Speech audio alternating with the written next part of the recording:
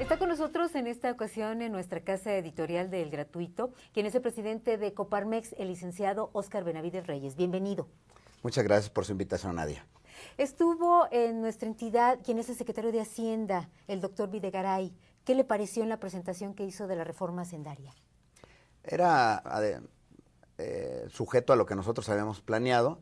Nos dijeron por la premura de tiempo que no habláramos de las cosas que nos gustaban de la reforma, sino más bien que contrastáramos lo que nos preocupaba.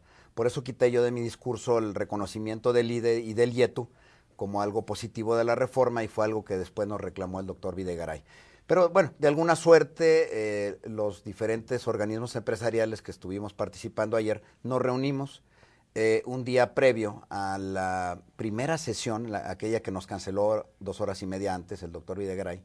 Nos habíamos reunido ya para dividirnos un poquito los temas, de tal manera que pues a una Luis Aguirre Lang le tocó el tema del IVA a las mercancías de importación temporal, a un Otilio Valdés del Consejo Agropecuario, pues el tema del impacto del ISR sobre el sector primario, sobre todo del empresario pequeño del campo. Y así el centro bancario con Pepe del Monte, pues el IVA a las hipotecas y etcétera. Nos fuimos dividiendo los temas y pues de alguna manera tratando de hacer más eficiente el tiempo del doctor Videgaray. En el caso inicial, que a mí me tocó un marco un poquito generalizado y más enfocado hacia la afectación de las pequeñas y medianas empresas, que son las que generan el 72% del empleo en México, y por ello es importante el impacto que esta reforma va a tener sobre estas empresas, y pues que veíamos con preocupación que, aunque si bien es cierto que nos quitan el IETU, nos ponen por el otro lado un incremento en el ISR, y con la disminución de las deducciones que se contemplan en la ley, finalmente, como dicen por ahí, sale más caro el caldo que las albóndigas. Y lo preocupante aquí pues es que esta reforma está orientado a los mismos contribuyentes cautivos.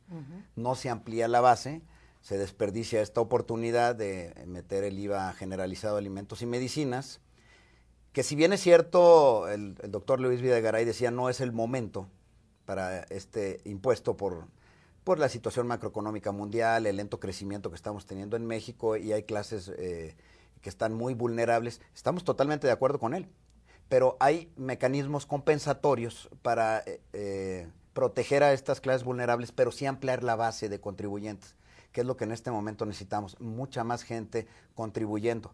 Hay una enorme cantidad de economía informal, que son señores que viven bastante bien, mejor que muchos microempresarios, y no pagan ningún impuesto, y esos ahí están y ahí seguirán. Nos preocupan temas como el que se quiera detonar un crecimiento. Estamos de acuerdo con el crecimiento, y sabemos que hay veces que el crecimiento se detona a través del gasto público. Estamos de acuerdo con ello, pero es como un avión, no podemos dejarlo con un solo motor. Este motor del crecimiento en función al gasto público, pero ese gasto va fundamentado también en déficit y en endeudamiento. Y es el único motor prácticamente que nos queda. Nos gustaría ver otro motor fuerte, que es el crecimiento basado en la competitividad de trabajadores, de profesionistas y de empresarios formales. Y esa es la parte que está quedando impactada. Es donde sentimos que se está castigando la productividad como si fuera un crimen, y se está premiando la informalidad como si fuera una virtud. ¿Usted cree que con esta reforma la mayoría de las personas quieran irse al sector de la informalidad? Fíjese, Nadia, que esa es mi preocupación. He visto con tristeza que una gran cantidad de empresarios mencionan, si no puedes con el enemigo, únete a él. Y dicen, mejor me voy a la informalidad. Está más fácil. Más grave aún, he visto empresarios un poquito más medianitos que dicen, voy a partir mi negocio en 4 o 5 pedacitos, y de esos 4 o 5, 3 van a ser informales, como estrategia de su planeación fiscal. ¿Por qué? Porque se está dejando el espacio para hacerlo, y no vemos cómo se esté acotando todavía con esta reforma. Los puentes de plata que deben de estar de la informalidad para que pase a la formalidad están sucediendo al revés, a través de programas asistencialistas que históricamente se han venido manejando. Son muy buenos, como el seguro para la gente, el seguro Bueno, ahora se planteó el seguro de desempleo y el seguro para la gente que se retira, pero ya estaba el seguro popular, que prácticamente para uno tener acceso al seguro popular necesita tener un certificado de informalidad, si no, no se lo dan. Entonces ahí es donde nos damos cuenta que necesitamos más mecanismos que sean atractivos estar en la formalidad y no al revés. Y sobre todo, no solamente empujarlo, no se puede empujar a la informalidad hacia la formalidad a garrotazo, se tiene que también atraer por convencimiento, por una decisión económica de la gente que participa en los negocios. Y esa es la parte un poquito que estamos viendo. Habla usted también acerca de la transparencia. Si piensan ellos recaudar más de 200,000 millones de pesos, ¿cómo saber si realmente se destinan a esto? Mire, hay una diferencia entre reforma fiscal y reforma hacendaria. Una reforma fiscal está presentada sobre la parte de ingresos. ¿Quiénes generan los ingresos? Los trabajadores, los profesionistas y los empresarios formales. Somos los que generamos los impuestos. Pero luego viene la otra parte de la moneda. ¿Qué pasa con ese dinero? ¿Quién lo gasta? ¿Cómo lo gasta? ¿En qué lo gasta? ¿Cómo demuestra que lo gasta? Eso son burócratas lo que gasta nuestro dinero. Y en esa parte, para hacer una reforma hacendaria, se tienen que tener las dos. Esta parte, el día de ayer yo le pregunté al doctor Luis Videgaray que no nos parecía que estaba sumamente detallado y transparentado todo el gasto público, y eso fue algo que no contestó. Al terminar, yo le dije en corto, doctor Videgaray, me debió esa respuesta, y él prácticamente me contestó, tienes razón, se me pasó, ahí te la debo. Le dije, no me la debe a mí, se la debe a la sociedad. Entonces, esperemos que muy pronto transparenten más esto, porque creemos que si ahorita están pidiendo que la clase media se apriete el cinturón, lo propio debería hacer el gobierno con mucha más eficiencia y austeridad en sus manejos. ¿Qué opina usted acerca de los impuestos que quieren implementar a las personas que ganen más de 500,000 pesos? Que son aproximadamente 42,000 pesos al mes, que estamos hablando de una buena cantidad de personas, de profesionistas, que tienen derecho por su trabajo a vivir mejor. Y no es tanto la preocupación de que suban del 30 a 32, eso no impacta tanto. Lo que impacta más es todo el acotamiento que se está haciendo a las deducciones que tienen posibilidad de presentar. Y se habla de que esta es una reforma con carácter altamente social. Yo me pregunto si una persona rica para comprarse un automóvil requiere de crédito. Llega, ve el automóvil que quiere y lo paga al contado. Me pregunto si requieren una hipoteca. Ven una casa que les gusta y la compran. Pagan 3, 4, 5 millones de pesos, 10 millones de pesos y la compran sin hipoteca. Eso hace una gente rica. Y esa gente, las hipotecas son realmente para la clase media y la clase inclusive menor a la media. Y esa se está agravando con IVA, estas hipotecas. ¿Quién renta una casa? ¿Una persona rica renta una casa? Una persona rica llega y la compra. Las personas que rentan una casa son las personas que ahora van a tener que pagar IVA. Entonces, hay una enorme cantidad de gente que se va a ver afectada con esto. Y la preocupación es que efectivamente el señor Videgaray ayer mencionaba que México es uno de los países con recaudación más pobre comparado contra Latinoamérica o contra los países de la OCDE. Estamos totalmente de acuerdo. Por eso aquí se desaprovecha una oportunidad de oro de gravar el consumo generalizado a medicinas y alimentos, que se puede perfectamente cuidar a esas personas en vulnerabilidad con una serie de mecanismos compensatorios, pero se amplía la base. Ahí ponemos a mucha más gente a participar con este impuesto. Y el impuesto del IVA es lo más fácil de recaudar, es facilísimo de recaudar. Todos estamos pidiendo facturas. Y es lo más difícil de evadir. Y también es muy barato en sus manejos. Esto es lo que recomiendan las buenas prácticas tributarias de los principales países de la OCDE, pero México, pues a veces vamos en contrasentido de algunas de estas prácticas. O sea que la Coparmex está a favor de que haya un IVA generalizado. Por supuesto. ¿Y de cuánto? De 5%. Y manejábamos sistemas compensatorios para devolver precisamente a las clases más desfavorecidas el que no tuvieran que pagar el costo de impuesto al consumo. Hay varias maneras de lograrlo, pero se necesita una voluntad política. Y bueno, el señor Videgaray es una persona muy competente, muy bien preparado. Importante para México es crecer. Jalisco también forma parte de esta necesidad de que crezca. ¿Usted cree que con estas medidas crecerá México y Jalisco específicamente? Es como un rompecabezas, es una de las fichas de este rompecabezas, es una ficha importante, la reforma hacendaria, como lo es la energética, como es la financiera, como es la de telecomunicaciones, como lo es la laboral. Pero todas estas reformas, fíjese que no nos van a dar el crecimiento en el corto plazo.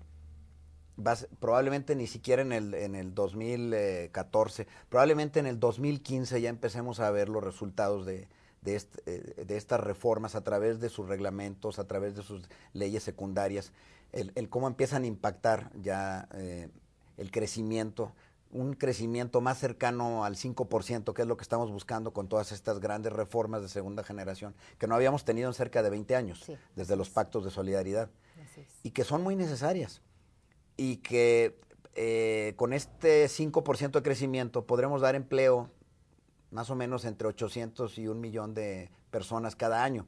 En este momento andamos casi a la mitad de eso. A nivel nacional. Sí, y al dar mucho más empleo, también se empiezan a mejorar muchas cosas. Se empieza a abatir el problema de la pobreza extrema, podemos empezar a reducir los problemas de inseguridad, que buena parte de la inseguridad a veces viene de gente excluida, de gente que no está siendo tomada en cuenta, de esos más de 8 millones de ninis que ya tenemos en México. Entonces se empiezan a arreglar las cosas. Pero el problema del crecimiento es nada más fundamentarlo en el déficit, en el endeudamiento y en el gasto público. Lo hemos visto con los países de Europa, los problemas que están metidos. Cualquier persona, que no necesita ser un economista, ¿qué pasa cuando usted empieza a gastar más de lo que gana? No, pues me embarco y tengo deudas. Bueno, pero entonces, ¿qué le parece si usamos la tarjeta de crédito? Bueno, entonces ya obtengo. De entrada, va a vivir bien, va a ir a buenos restaurantes, pero más adelante le va a tocar pagar intereses. Es como cuando uno toma vino también.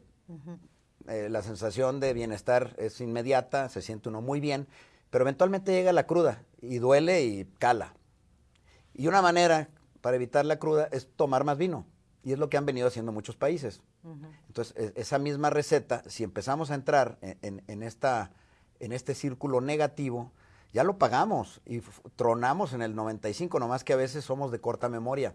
Tenemos que tener cuidado. Ahorita estamos con una macroeconomía sumamente sólida, una macroeconomía que fue iniciada en tiempos del presidente Zedillo y se ha venido con solidez creando, y en este momento tenemos un poquito más de 240,000 millones de dólares entre reservas internacionales récord y un par de líneas de crédito internacionales que tenemos. Tenemos una solidez financiera muy importante. Es un riesgo montarnos en esta solidez para ahorita plantear un crecimiento a través de un déficit de endeudamiento y de gasto público, que está bien que se genere este gasto, ahorita lo necesitamos, es correcto la fórmula. Lo que nos preocupa es que sea el único motor de este avión. En Jalisco, para ubicarnos en Jalisco, ¿cómo andamos en la generación de empleos? ¿Y qué lugar ocupamos a nivel nacional? Vamos en segundo lugar, estamos después del DF. Este año, que ha sido un año particularmente malo para la economía en el país, curiosamente en Jalisco hemos tenido un desempeño mejor que la media. Llevábamos un poquito arriba de los 33,000, casi 34,000 empleos en los primeros 7 meses del año, lo que nos hacía prever que pudiéramos cerrar con estos 45,000 empleos que habíamos previsto o pronosticado al inicio de año en Coparmex. Inclusive pudieran quedar arriba de estos 45,000 con algunos programas que hemos venido implementando con el gobierno, que les tenemos mucha fe. Y uno de ellos es el programa de capacitación y de empleo para la competitividad. En Coparmex ahorita en estos últimos días hemos recibido yo creo que más de 2,000 personas que se están inscribiendo en un programa de 80 horas para ser capacitados en 15 áreas, y con esta capacitación reciben el equivalente a 2 salarios mínimos como beca.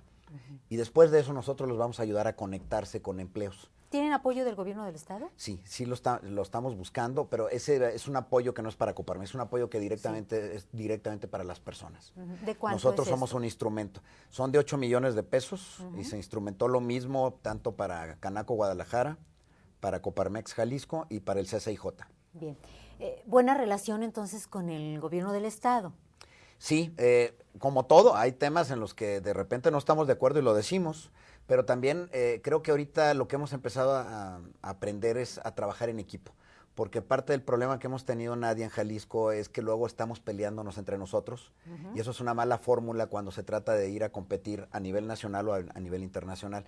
Entre nosotros hay que decirnos las cosas y hay que ponernos de acuerdo, pero una vez que salimos de Jalisco tenemos que ir juntos. Y así lo están haciendo estados exitosos como Guanajuato, como Querétaro, que les ha dado muy buen resultado el ir juntos, empresarios y gobierno, en los temas nacionales o en los temas internacionales. Es lo que estamos tratando de hacer también nosotros. ¿Cómo les ha pegado a ustedes la inseguridad? Bueno, ha sido menor a la que han tenido otros estados, afortunadamente. Sin embargo, es algo que está lejos de lo que necesitamos para sentirnos satisfechos. Estamos trabajando muy de la mano. No solamente, por ejemplo, hablamos constantemente con el delegado de la Policía Federal, con la delegada del CISEN, con el fiscal general, con Luis Carlos Nájera, con el mismo ejército. O sea, hay una buena comunicación. Creo que el gabinete de seguridad en este momento está bien coordinado a nivel estado, federal y los principales municipios. El tema es difícil. Se han venido atacando a diferentes células en la seguridad, también en sus rutas de tráfico. ¿Qué sucede cuando el crimen organizado es atacado? Se da el efecto hormiguero. Cuando usted pisa un hormiguero, las hormigas empiezan a salir por todos lados. Esto pasa aquí también. Cuando ven que le están acotando su negocio, pues empiezan a diversificarse. Por eso vemos ahora que están atacando automóviles, a las gentes que van caminando por la calle. Entonces se da un efecto como que se está multiplicando y diversificando la seguridad. Es un fenómeno hasta cierto punto predecible, pero que tenemos que seguir atacando. ¿A ustedes han tenido extorsión? ¿Alguna cifra en cuanto a los empresarios? No, casi no he tenido muchos casos de esos, al menos no como lo he visto en otros estados. He oído de casos en lugares donde hay mucho manejo efectivo, como el mercado de abastos. Nuestros colegas de por ahí nos han llegado a platicar de algunos casos. Todavía no parece ser un caso generalizado, pero estamos muy al pendiente de estos focos rojos que se pudieran encender para tratar de acotarlos a tiempo. ¿Secuestros? Secuestros también no ha sido lo que llegamos a tener, si usted recuerda, 10 años o X atrás, no se han dado de esa manera. Es un tema que nos preocupa muchísimo, igual que pues, los asesinatos, es la medición que se contempla como número 1 en el mundo, cuántos asesinatos hay por cada 100,000 habitantes. Sabemos que en México andamos en el rango de 22. Lo chistoso es que, por ejemplo, en Colombia o en Brasil, que parecen estar mejor que México, andan en cerca de 35. Más alto. Pero no parece. Entonces, por ahí algún empresario brasileño me decía en tono de broma, ¿en qué se parecen los mexicanos a los brasileños? Yo le dije, ¿en qué? Ambos hablan bien de Brasil y mal de México. Tenemos que tener cuidado. No hay que ocultar la verdad, es cierto, pero también no hay que sobredimensionarla, porque es atacarnos a nosotros mismos, es darnos un balazo en el pie. Nosotros mismos hablamos mal de nosotros mismos y luego nos quejamos de por qué no vienen a invertir con nosotros. Pues nosotros hemos hecho un poquito la fama, ¿verdad? Por ejemplo, si comparado con estos 22 asesinatos por cada 100,000 habitantes, tenemos en Nueva Orleans a 110, tenemos en un Washington a 80, y nosotros no mandamos cartas de que no viajen nuestros turistas a esas ciudades. Como Estados Unidos lo hace con nosotros, ¿verdad? ¿Los jaliscienses somos trabajadores o no? Mucho. Yo creo que no solamente somos trabajadores, Nadia, somos cálidos.